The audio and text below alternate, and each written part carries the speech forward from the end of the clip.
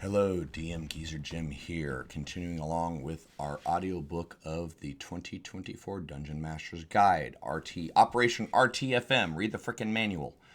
The next section is actually part of Chapter 5. It's a subsection. It's called Greyhawk. This is a sample setting. I'm giving you a preface video, a little bit of commentary here before I get into the meat and potatoes. You may want to skip this section. Well, no, I'm still going to audiobook it, but I'm just doing some comments for this first video. I am a longtime Greyhawk user. Started playing it in first edition back in 1983, 84 with a gold box. I'm currently running 3 campaigns on 5th edition rules in the setting. I love the setting. It's very, very special to me. This is my favorite setting in the world. So I'm going to have some thoughts and some feelings about them reprinting, repurposing, and fucking with the timeline, basically. They've rolled the timeline back to the original 576 start date. They have made a few changes to the original, but it's still there. So why are we getting this in the Dungeon Master's Guide instead of a source book? Mainly because they're presenting it as a sample of everything that we've talked about up to this point, chapters 1 through 5, namely 3, 4, and 5, the toolbox sections, how to build your toolboxes, how to build an adventure, how to build a campaign. They're summing it up with an example of the world of Greyhawk as it was, has been slightly updated for 5th edition 2024. Use it, don't use it, I don't care. I love the setting. There's so much more content to it. There's so much more to the setting that you're going to see in this chapter. But I do believe that what is here is suitable for you to take the world of Greyhawk and run with it and make it your own setting, kind of like what we were doing back in the 80s and early 90s and even in 2000 with the Living Greyhawk world. Is there to pick up from wherever you pick it up and turn it into your own setting. So it does fit very well into that mold, much better than the Forgotten Realms for adapting for your own use. Again, timeline stuff notwithstanding, it is what it is. There's certainly a lot of details that they've changed. Minor things that they've altered here and there, but it doesn't matter because when you run it for your own version of it, you're going to change some stuff to fit your campaign. That's the whole idea. That's always been the idea behind Greyhawk, and I have to raise my hand and say I'm guilty of jumping on people for, well, that's not canon, that's not lore, that's never been the idea behind Greyhawk. It is a very well-established world. There's a lot of history behind it. There's a lot of lore behind it. Some of the most Mordenkainen, Vecna, Tasha, Bigby, all of the names that we hear and see on our books originated in this setting. They were the part and parcel. This is what it looks like when a player character, Gygax, running around with Mordenkainen becomes one of the multiverse's greatest wizards for 50 years of content, right? Nothing wrong with taking it and turning it into your own, even if it goes against the established canon and lore. This is your world. When you decide to take Greyhawk and use it for your setting, no one else's opinions should fucking matter. Mine, the Greyhawk Grognard crew, there's a lot of people that we cling to the old lore as if it's the gospel truth. We got to remember, back when it came out, we were throwing out the lore that we didn't want to make the world work for us then. So there's no reason why you shouldn't be willing and able to do that now. So let's get into the reading. Let's get into the book here. Okay. Greyhawk. I'll probably read through the important name section here. Keep this video a little bit short as we get started into it. But time to read the book. Thank you for listening to my commentary. Greyhawk. Greyhawk is a D&D setting you can use as the backdrop for your campaign or as a model you can reference while creating your own setting. Important aspects of Greyhawk are described herein so you can make it your own, expanding it or altering it however you wish. Greyhawk is the invention of Gary Gygax, one of D&D's game's original creators. Gary based many of D&D's earliest adventures in this homebrewed setting. The version of Greyhawk presented here is largely based on the World of Greyhawk Gazetteer published in 1980. So we're not even using the gold box, Out of the Ashes, Living Greyhawk, The Adventure Begins, any of the 5 or 6 box settings that came out after the 1980 folio. Poster map. Included is a poster map showing the lands of Eastern Auric on one side. Each hex on the map is equivalent to 30 miles, and the Free City of Greyhawk on the other. These locations are described in the Free City of Greyhawk and the Greyhawk Gazetteer sections later in this chapter. Important names. A handful of important names are defined below. Orth, pronounced Orth or Oith, is the world of Greyhawk. It has 4 continents, 4 oceans, and a plethora of islands and seas. Auric, pronounced Auric or Oiric, is one of Orth's continents. Eastern Auric, the vast region explored in this chapter, is home to many powerful nations and some of the D&D game's most famous dungeons and adventurers. The Flanius, pronounced the Flanius or the Flanes, is another name for Eastern Auric and means the land of the Flan. The region's first human settlers and their descendants are known as the Flan. Greyhawk is an independent city in Eastern Auric that attracts large numbers of adventurers. Greyhawk doubles as the name of the campaign setting. Greyhawk's premise. Okay, remember we talked about the premise, the conflicts, etc. We are mirroring chapters 3, 4, and 5 as we look at this setting. The year is 576 CY, Common Year. Evil is ascendant across the lands of Eastern Auric. If something isn't done to curtail the growing threat, Eastern Auric will fall to tyrants, evil dragons, and monstrous hordes. Heroes are needed to bring hope to the people of Flanius. Even if the heroes die trying, the legends of their exploits will live on. Adventuring parties from the free city of Greyhawk and other settlements trek across the vast wilderness of Eastern Auric, slaying monsters and exploring dungeons to find magic items the adventurers can use to defend their homeland and take the fight to the enemies. Greyhawk conflicts. Although Greyhawk lends itself well to any D&D adventure you might want to run, the default setting features conflicts with 3 major villainous groups. Chromatic dragons, elemental evil cults, and Ayaz and his followers. You can replace one or more of these conflicts with ones of your own devising or with ones from the Flavors of Fantasy section earlier in this chapter. If you use these conflicts, look for opportunities in your adventures to introduce creatures in service to the 3 villainous groups. Give goals to these villains that bring their operatives into conflict with the player characters. The 3 major conflicts and the goals of the villainous groups are described below. Chromatic dragons. Evil chromatic dragons dwell in the wilds of Eastern Auric. For years, adventurers have kept these evil dragons at bay, sometimes with the help of benevolent metallic dragons. Lately, the chromatic dragons have grown restless, their dreams invaded by the whispers of Tiamat, who is trapped in the 9 hells. The hive-headed queen of dragons believes her escape is nigh, and from the depths of her prison she commands her kin to go forth and claim the world of Earth for themselves. Only the greatest among them will live to become her consorts. Goals of the chromatic dragons. Fortify their lairs to safeguard their treasure hoards. Strike out across Eastern Auric, raiding poorly defended settlements and stealing cattle. Demand tribute in the form of food or treasure and destroy territorial rivals, draconic or otherwise. A chromatic dragon arc. The conflict between adventurers and chromatic dragons might follow this broad outline. Levels 1 through 4, considering introducing this conflict as the adventurers reach level 3 or 4, with the adventurers confronting an aggressive chromatic dragon wormling. You can use the adventure The Winged God from Chapter 4 as an example. Levels 5 through 10, the adventurers might face a handful of ambitious young chromatic dragons without hinting at a more significant conflict.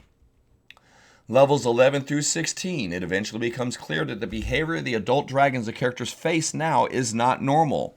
The characters might get involved in one dragon's schemes to undermine or overthrow another, or the characters might hear whispers of the dragon's dreams of liberating Tiamat. Levels 17 through 20, the conflict reaches its world-shattering conclusion with ancient dragons threatening nations and clashing with each other in devastating battles. The campaign might end with Tiamat herself appearing in the Flanius, perhaps emerging from the Rift Canyon. See the Mysteries of Greyhawk later in this chapter, or from the depths of the Near Div. Fun artwork. So the next one is Elemental Evil. We'll finish up after this section for the record. Elemental Evil is a name given to a host of destructive extraplanar entities, demon lords, evil elemental princes, and elder gods who ravaged the world of Earth long ago. Many of these entities are now trapped in dungeons, with cults and monsters seeking to free them and serve them. Adventurers are the only ones equipped to keep these malign entities from escaping their subterranean prison. Goals of elemental evil. Search for a demon lord, an elemental prince, or an elder god trapped in a dungeon. Build a stronghold above or near the dungeon. Drive the other inhabitants out of the region and use a special magic item or ritual to free whatever is trapped in the dungeon. An elemental evil arc. 2 published adventures have explored campaign arcs centered around elemental evil. 3, technically. The Temple of Elemental Evil was published in 1985 and is set in the world of Greyhawk in the Cron Hills between Verbabonk and Selene. It begins in the unremarkable village of Hamlet, with characters slowly discovering that agents of elemental evil have taken up residence in the nearby ruins and are working to rebuild their great temple. The rest of the adventure focuses on exploring the ruined Temple of Elemental Evil and dealing with the varied evil factions and forces within, including the agents of the Ayahs, which are described below. Princes of the Apocalypse, inspired by the Temple of Elemental Evil, presents an alternative arc for an Elemental Evil themed campaign. Return to the Temple of Elemental Evil poses a more well-inspired version of the Temple of Elemental Evil that Princes of the Apocalypse stole from. For the record, there has been 3 campaign books published about this same arc. Sorry. Levels 1 through 4, the characters discover the villainous activity of 4 elemental cults. Levels 5 through 10, the characters strike at the 4 headquarters of these evil cults while investigating the cult's activities in the surrounding region. While the characters are battling one cult in its headquarters, the other 3 cults might still be wreaking havoc nearby, forcing the characters to divide their attention. And levels 11 through 16, finally the characters discover an ancient temple of the Elder Elemental Eye deep beneath the cult's separate temples, and they strive to contain the damage wrought by the cultists' activities and thwart the cult's evil leaders before these leaders unleash an apocalypse. Though this adventure, Princes of the Apocalypse, is set in the world of the Forgotten Realms, it includes notes on how you might transplant it into Greyhawk or any other setting. Or you can get Return to Temple of Elemental Evil and do the same thing in Greyhawk that Princes copied. Sorry, I couldn't help the comment. I knew this section was going to be rough for me. I knew it. Rough for y'all, as I do break out of audiobook on occasion. My apologies. Next section, Ayahs the Evil. North of the free city of Greyhawk, a demigod named Ayahs has reclaimed the vast tract of land he lost after being imprisoned under Castle Greyhawk by the Archmage Zagig Green. Some super fucking badass lore here. Oh, love it. The newly freed Ayahs aims to lay waste to the kingdom, steadying temples and outposts of his rivals. To that end, Ayahs' spies are searching for powerful artifacts they can use to ensure victory, while evil creatures spawn in Ayahs' homeland and threaten neighboring realms. Adventurers can thwart Ayahs by keeping evil artifacts out of his hand and defeating the vile creatures that serve him. The goals of Ayahs: install loyal operatives in settlements across eastern Oryx, searching libraries and vaults for lore pertaining to ancient powerful magics. Scour the dungeon for lost artifacts and other magic items, secure such items, and use magic and monsters to conquer rival nations. So here's an arc. The conflict between adventurers and Ayahs might follow this broad outline. Levels 1 through 4, early in their adventuring careers, the characters might face what appear to be ordinary toughs who are disrupting mining operations near the free city of Greyhawk. See Beyond the City Walls later in this chapter. Only they discovered these toughs are agents of some greater villain. The identity of this villain remains a mystery for now. If you use the adventure Minor Difficulties from Chapter 4, NPCs speaking to the characters might assume the trouble in the mine is related to these toughs and their bullying. Levels 5 through 10, you might use the adventure Horns of the Beast from Chapter 4 to introduce an agent of Ayahs to the characters. After their return from that expedition, they start having unpleasant encounters with the city watch within Greyhawk. Eventually, they discover that Captain General Centaur Nurov is being manipulated by the leaders of Stoink, a petty fief in the Bandit Kingdoms. When the characters undertake an expedition into that dangerous realm to confront Stoink's leaders and free the Captain General's captive brother, they discover that the villains were agents of Ayahs. 11 through 16. Ayahs and the Horn Society launch an all-out invasion into the Shieldlands, overwhelming its defenses and moving towards Furiondi. The characters might have adventurers to muster forces in the surrounding lands and bring them to Furiondi's defense or to hinder Ayahs' advance. Levels 17 through 20. Finally, the characters discover that Ayahs' assault is merely a cover to distract the southern realms from his true aim. Retrieving the eye and the hand of Vecna from an ancient keek in fucking Lake Quag. Their characters confront Ayaz at the shores of the lake, perhaps facing a terrible choice. Will they wield the power of Vecna to stop Ayaz, or will they risk Ayaz wielding that awful might against them? We're going to stop our reading here. A few more comments. I do apologize. The adventure conflicts, these are good examples. If you're a Greyhawk person, you know there's way more. You're like, well, what about the Slavers? What about the Scarlet Brotherhood? What about the Stonehold? What about this? What about the Giants? What about Loth? What about Turosk Mac? What about Rary? What about Ivid the Undying? There's a lot more shit out there to play with. These are just given as examples that this chapter itself is referencing to inspire a DM to use the setting. I don't think they omitted all of that stuff out of malice. I think it was just genuinely a space thing. Which one sounds the coolest? Now, unfortunately, this is me opining a little bit here. Everything is pretty good. The chromatic dragons, that's a bit of a reach. Dragons have never posed a huge threat. I mean, they've always posed a huge threat in Greyhawk.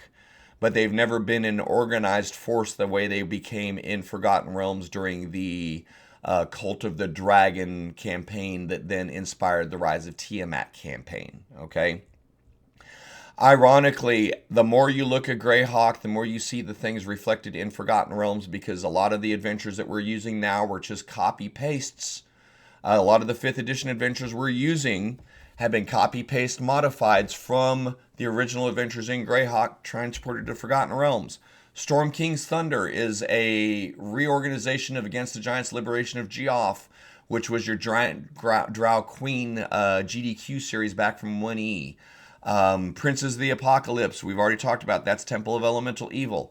Out of the Abyss, that's equating us to the Drow, the depths of the earth against the demon webs of the spider. On and on and on and on. Ghost of Saltmarsh is Saltmarsh. So there's a lot of stuff that's already available in the 5th edition library that will easily translate over to Greyhawk. And some of them even fit in these conflicts. But again, a little bit of editorial comments. I do apologize. As we read through this, despite my comments, remember the whole goal of this is to parallel the design of Greyhawk with the previous chapters, designing a campaign, designing an adventure. So a lot of the terms that we're going to be focused on are just reflections of the ideas from chapters 3 and 4 and 5 in play in a live setting. So ignoring my commentary, hopefully you'll see reflections of the techniques. You'll see this chapter on Greyhawk reflecting the building techniques that we've been discussing in the last few chapters. I'm going to go ahead and end the video now, though. Thank you so much for your time. I do know, and I am putting a disclaimer, I'll have a lot of comments on the Greyhawk section because I'm super passionate about it. It's my favorite adventure setting. So please forgive me and indulge my commentary. Thank you for your time. Likes, follows, subscribes, push those buttons. Join us over on Twitch for live stream chats. All of those are things. But just as importantly, join us for the next episode. We'll see you soon.